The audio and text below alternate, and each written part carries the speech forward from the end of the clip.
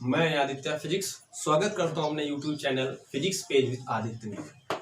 देखिए, मैं एक कोई बात बताना चाहूँगा कि जो बच्चे आदित्य फिजिक्स क्लासेस में पढ़ते थे, लॉकडाउन की वजह से क्लासेस ऑफ चल रही हैं, लेकिन स्टूडेंट्स की डिमांड के अकॉर्डिंग मैंने ये सोचा कि क्यों ना हम भी ऑनलाइन क्लासेस को स्टार्ट करें। तो संधारित्र चैप्टर आपको हम पढ़ा रहे थे और शायद उसके न्यूमेरिकल भी हो चुके थे। कुछ ही न्यूमेरिकल या 10 या 20 न्यूमेरिकल आपके शेष थे, तो उन न्यूमेरिकल को हम लोग अभी ड्रॉप करेंगे और जब हमारी क्लास लगेगी नए समय पर या लॉकडाउन ऑफ होने के बाद, तो हम लोग उस न्यूमेरिकल पर चर्चा करेंगे। बट आज हम लोग नए तरीके से एक नया चैप्टर स्टार्ट करेंगे जिसका नाम है वैद्युत चालन। वैद्युत चालन जिसे हम लोग इंग्लिश में इलेक्ट्रिक कंडक्शन के नाम से जानते हैं। इलेक्ट्रिक कंडक्शन में आपको ये चीज़ बताई जाएगी कि किसी भी कंडक्टर्स में यानी किसी भी चालक में वैद्युत धारा कैसे फ्लो होती है, कैसे प्रवाहित होती है, कैसे दौड़ती है, इन सारी चीज़ों की आपने चर्चा की जाए। आप इस चैप्टर में ये भी जान जाएंगे कि जो इलेक्ट्रिक करंट होती है उसकी वेलोसिटी यानी अनुगमन वेग क्या होता है, धारा घनत्व क्या होता है, ओम का नियम क्या होता है और बहुत सारी परिभाषाएं आपको प्रतिरोध के बारे में भी जानने को मिलेंगी। ठीक है, तो आज हम लोगों का चैप्टर जो है वो है वैद्युत चालन, जिसे हम लोग इलेक्ट्रिक कंडक्शन के नाम से जानते हैं।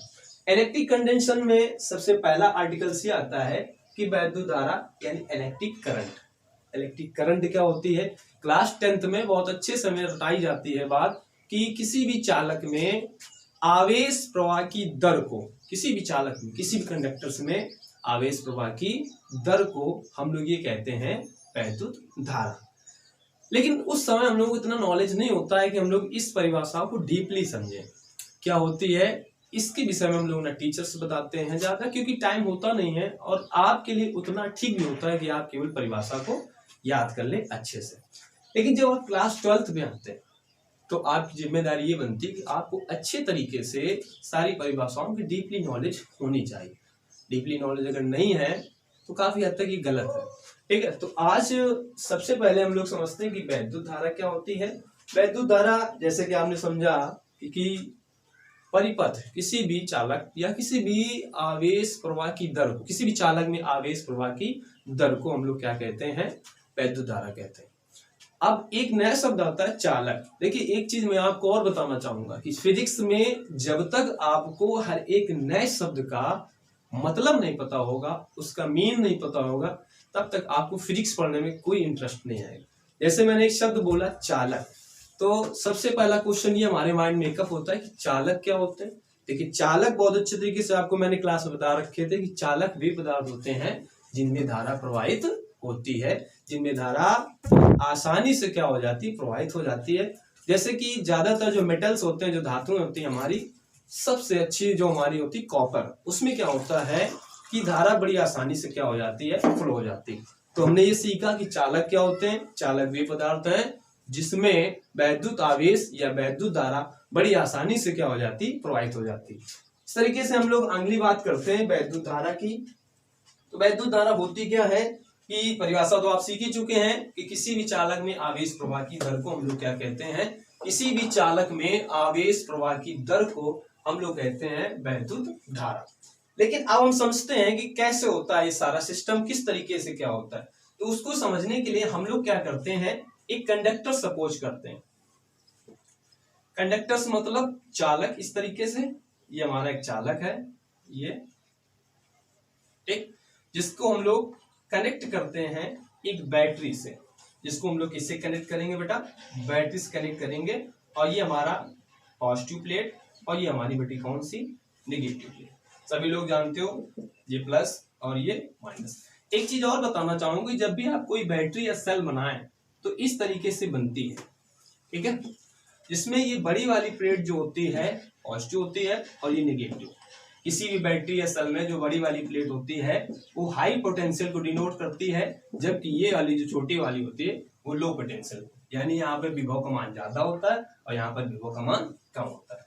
दूसरी चीज, जैसे ही आपने कनेक्ट किया तो इधर से क्या होता है? पॉजिटिव प्लेट है, इधर नेगेटिव प्लेट है। अब इस तरीके अगर हाई पोटेंशियल वाली है तो यहाँ पर मान लीजिए कि पोटेंशियल यानी कि विभव यहाँ पर बी है और यहाँ पर लो है तो यहाँ पर जीरो होगा।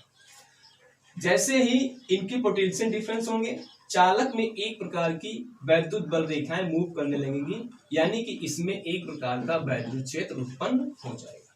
और जैसे वैद्युत क्षेत्र उत्पन्न होगा तो अब वैद्युत क्षेत्र की क्वालिटी होती है कि जब भी कोई इलेक्ट्रॉन, कोई भी चार्ज पार्टिकल, ये हमारा जैसे मान लीजिए वैद्युत क्षेत्र है, एक समान वैद्युत क्षेत्र है, यूनिफॉर्म इलेक्ट्रिक फील्ड है। बता चुका हूं आपको फर्स्ट क्लास पे या फर्स्ट चैप्टर पे कि जब भी कोई पॉजिटिव चार्ज अगर एक समान वैद्युत क्षेत्र में रखा हुआ है, एक समान वैद्युत क्षेत्र में रखा हुआ है, तो उस पर वैद्युत क्षेत्र की वजह से एक फोर्स लगता है जो वैद्युत क्षेत्र की दिशा में होता है। जबकि जब कोई नेगेटिव चार्ज रखा होता है तो नेगेटिव चार्ज में वैद्युत क्षेत्र की विपरीत दिशा में क्या लगता है, फोर्स लगता है। अब देखिए नेगेटिव प्लेट से इलेक्ट्रॉन चलना स्टार्ट करते हैं, इस तरीके से इलेक्ट्रॉन चलना स्टार्ट करते हैं, इस तरीके से पहुंचते जाते हैं। अब यहाँ पर जैसे इलेक्ट्रॉन पहुंचे तो ये क्या करता है, इलेक्ट्रिक फील्ड में इसकी विपरीत दिशा में, यानी कि इनमें इन इलेक्ट्रॉन्स में इसकी विपरीत दिशा होने की वजह से, वैद्युत क्षेत्र की दिशा विपरीत होने की वजह से एक फोर्स अप्लाई होता है, और फोर्स अप्लाई होने की वजह जितने भी इलेक्ट्रॉन है इस तरीके से इसकी अपोजिट डायरेक्शन में क्या करने लगते हैं, मोशन करने लगते हैं। और ये बात आपको अच्छे से पता होनी चाहिए, अच्छे से क्या, बहुत ही अच्छे से बात पता होनी चाहिए कि जो वैद्युत धारा की दिशा होती है वो इलेक्ट्रॉनों के चलने की कैसे होती है बेटा, विपरीत होती है। अगर आपके इलेक्ट्रॉन जाने राइट साइड तो आपकी जो करंट होगी वो लेफ्ट साइड में प्रवाहित होती है। तो इस तरीके से किसी भी चालक में क्या हो जाता है बेटा, करंट फ्लो हो जाती है। आप दूसरी परिभाषा इस तरीके से कह सकते हैं कि किसी भी चालक में एक सेकंड में गुजरने वाले इलेक्ट्रॉनों की संख्या, या किसी भी चालक के एक सिरे से दूसरे सिरे तक गुजरने वाले इलेक्ट्रॉनों की संख्या या गुजरने वाले आवेश की मात्रा को किसी भी चालक में क्या कहते हैं, वैद्युत धारा कहते हैं। हम लोग लेट कर लेते हैं कि कोई चालक है और उसमें टी सेकंड में, बेटा ध्यान सुनना, टी सेकंड में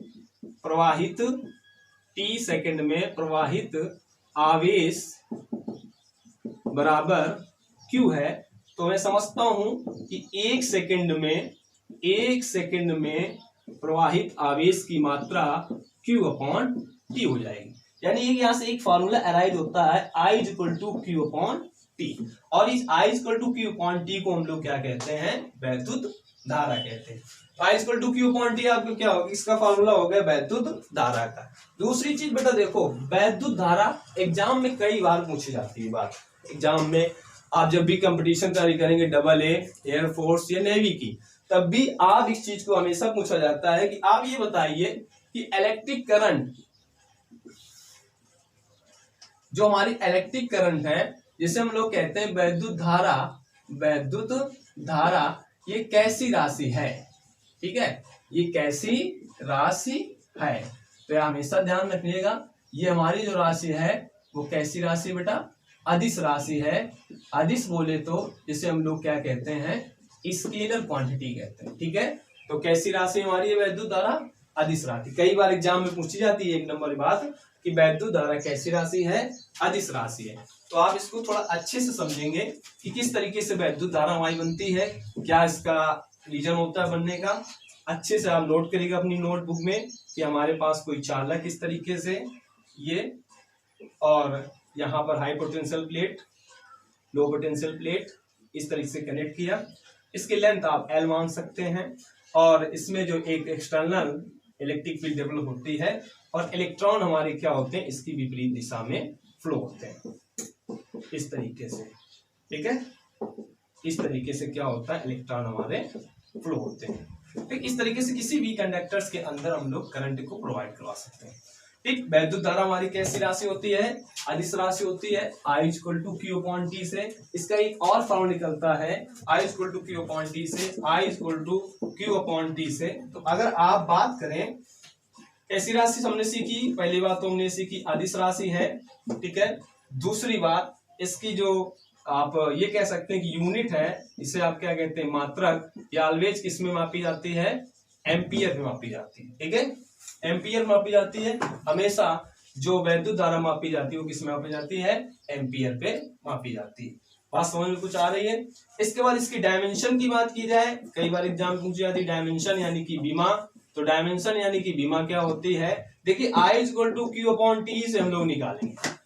I equal to Q upon T से निकालेंगे तो क्यू अपॉन टी में देखो अब क्यू क्या होता है, आवेश होता है, तो क्यू बराबर हम लोग पढ़ते हैं आई टी, पढ़ते हैं क्यू बराबर क्या पढ़ते हैं आई टी। तो यहाँ आई की क्या होती है ए, ठीक है, इसकी क्या होती है टी, और इसके बाद जो टी टाइम होता है उसकी तो टी होती है।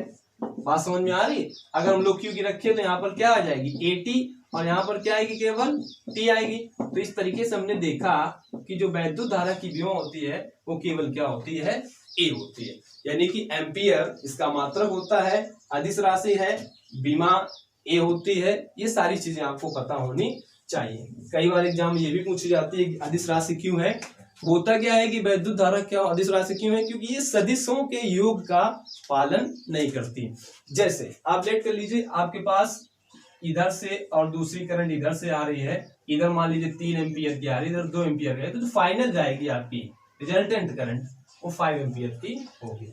या फिर आप ये कह सकते हैं कि पता लगा कि इधर से आ रही है 2 एम्पियर की, इधर से आ रही 3 एम्पियर की, इधर से आ रही 4 एम्पियर की, तो टोटल जो होगी वो 7 एम्पियर होगी। आप वेक्टर रूल्स ना लगाइएगा कि इधर 4 का स्क्वायर 4 3 का तो यहाँ 5 जाने चाहिए, ऐसा नहीं है। तो ये सदिशों के योग के पालन का नियम नहीं करती है, इस वजह से ये अदिश राशि होती है। दूसरा क्वेश्चन आप ये कह सकते हैं कि सर इसमें तो डायरेक्शन दिखाई जाती है, तो इस चीज को हमेशा ध्यान रखिए, जो डायरेक्शन होती है ये केवल पॉजिटिव चार्ज की डायरेक्शन को बताती है। बात समझ में आ रही होगी, केवल पॉजिटिव चार्ज की डायरेक्शन को बताती है कि किधर हमारा पॉजिटिव चार्ज जा रहा है। इस तरीके से हमने पूरी वैद्युत धारा को अच्छे से पढ़ा।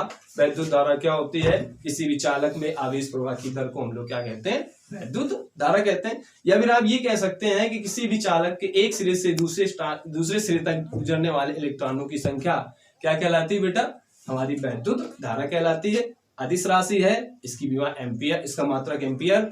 अदिश राशि होने के साथ साथ ये सदिशों के योग के नियम का पालन नहीं करती है। इस तरीके से पूरी की पूरी हमने वैद्युत धारा की परिभाषा को समझा। ठीक बेटा।